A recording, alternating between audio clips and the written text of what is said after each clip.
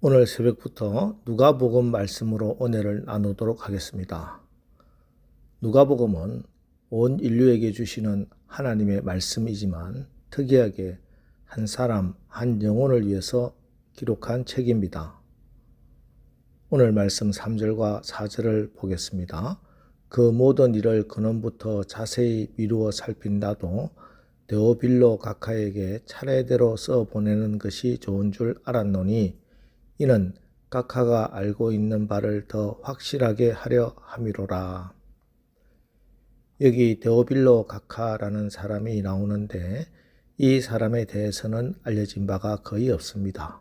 하지만 확실한 것은 누가가 자신의 복음서를 기록한 것은 이 한 사람 데오빌로 각하를 위해서였습니다.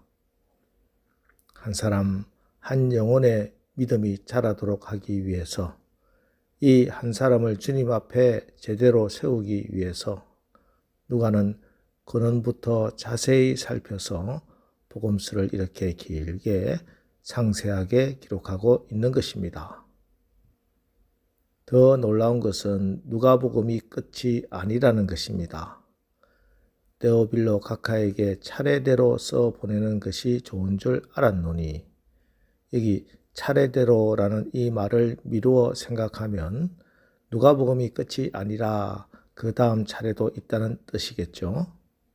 그럼 누가복음이 끝이 아니고 그 다음 차례가 있다면 그게 무엇인가?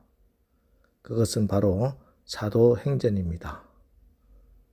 사도행전 1장 1절 2절 데오빌로여 내가 먼저 쓴 글에는 무릇 예수께서 행하시며 가르치시기를 시작하신부터 그가 택하신 사도들에게 성령으로 명하시고 성천하신 날까지의 일을 기록하였노라. 여기도 데오빌로가 등장하죠. 여기 사도행전에 내가 먼저 쓴 글이라 하는 것이 바로 누가복음을 가리킵니다. 놀랍지 않습니까? 누가복음은 장장 24장입니다. 사도행전은 28장입니다. 합쳐서 총 52장입니다. 이 길고 방대한 글을 누가는 데오빌로 한 사람, 그 한 영혼을 위해서 기록했다는 겁니다. 더 놀라운 것은 누가가 사도 중에 한 사람이 아니었다는 겁니다. 마태복음은 예수님의 제자 마태가 유대인 공동체 안에 있는 유대인들을 위해서 기록한 책입니다. 요한복음은 요한 사도가 기록을 했죠. 마가복음, 마가가 기록했다고 하지만 사실은 베드로가 마가를 통해서 기록한 성경입니다. 그리고 이 복음서들은 자신의 공동체를 위해서 기록한 책입니다. 그런데 누가는 예수님과 3년 동안의 공생애를 함께 하지 못했습니다. 때문에 그가 누가복음을 기록했을 때는 발품을 많이 팔아야 했습니다. 그래서 그는 누가복음 1장 3절에서 말하기를 그 모든 일을 근원부터 자세히 미루어 살폈다 이렇게 정언하고 있는 겁니다. 이 성경을 쓰기 위해서 누가는 예수님을 만난 사람들 직접 만나서 예수님의 이야기를 들었을 것이고 최초의 복음서라고 할 수 있는 마가복음도 참고했을 것이며 예수님의 제자들을 통해서 예수님의 이야기를 증언을 들었을 겁니다. 그렇게 해서 모은 자료로 한 사람 데오빌로를 위해서 기록을 한 겁니다. 뿐만 아니라 누가는 예수님이 이 땅에서 전하신 복음, 예수님이 하신 말씀, 예수님의 하나님 나라가 전 세계로 어떻게 퍼져나가는지를 예수님 성천 이후에 일어났던 예루살렘 교회 역사를 통해서도 기록을 합니다. 누가는 직업이 의사였어요. 의사로서 사도 바울의 건강을 돌보면서 사도 바울과 함께 1차, 2차, 3차 전도여행 수행하면서 직접 경험한 놀라운 복음의 현장, 구원의 현장을 사도행전으로 기록해서 데오빌로에게 적어 보낸 것이 사도행전입니다. 여기서 우리는 한 영혼을 위한 그 영혼을 사랑하는 구령의 열정을 봅니다. 그래서 우리가 누가복음을 읽어보면은 물론 다른 복음서도 마찬가지지만 누가복음에는 한 영혼, 특별히 이방인, 가난한 자, 소외된 자 그런 사람에 대한 그 영혼 사랑의 마음을 더 애절하게 느낄 수가 있는 것입니다. 오늘부터 새벽에 누가복음을 읽어가면서 먼저 우리 자신에게 한번 질문해 보십시오. 나는 한 영혼을 위해서 이토록 열정적인가? 너무 쉽게 저 영혼 포기해 버리지는 않았는가?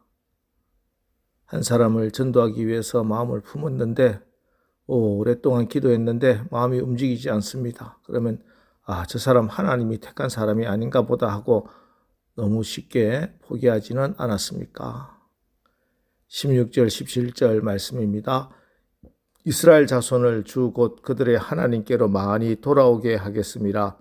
그가 또 엘리야의 심령과 능력으로 주 앞에 먼저 와서 아버지의 마음을 자식에게 거스르는 자를 의인의 설기에 돌아오게 하고 주를 위하여 세운 백성을 준비하리라. 천사가 세례 요한이 많은 사람들을 하나님께로 돌아오게 할 것이다 라고 말해줍니다.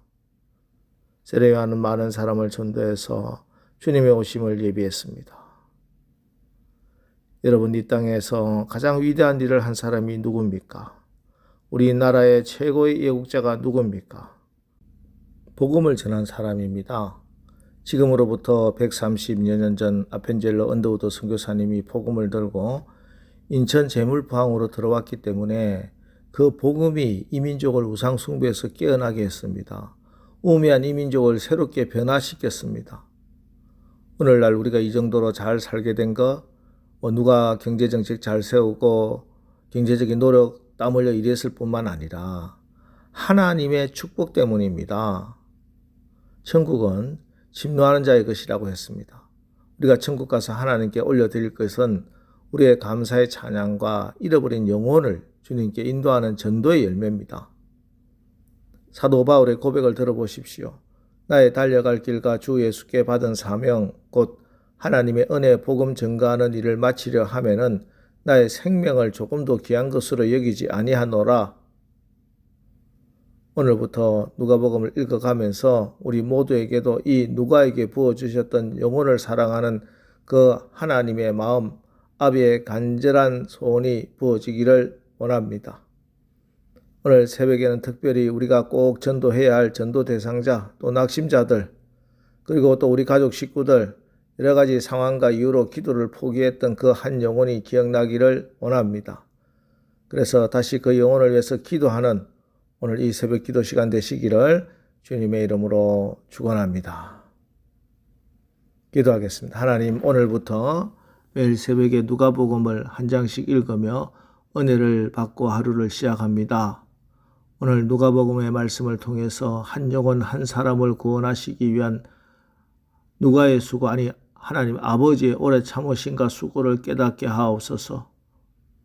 그리고 우리에게도 이 누가에게 부어주셨던 그 구령의 열정을 부어주시고 다시 우리의 전도 대상자들을 위해서 특별히 아직도 구원받지 못한 내 남편, 내 가족, 친지들 있다면 그 가족의 구원을 위해서 이 시간 더욱 간절히 기도할 수 있도록 성령이 말할 수 없는 탄식으로 우리를 위하여 친히 간구하여 주옵소서. 그래서 우리의 이 기도가 응답됨으로써 하나님의 마음을 시원케 하는 오늘 하루 살게 하옵소서. 예수님의 이름으로 기도합니다. 아멘. 자, 이제 오늘 말씀을 붙들고 주여, 오늘 하루도 우리가 한 영혼을 사랑하는 아버지 하나님의 마음을 받아 기도해서 그 한 영혼이 주께 돌아오는 복된 하루를 살게 하옵소서. 우리 합심해서 기도하고 나가겠습니다. 우리 기도하겠습니다.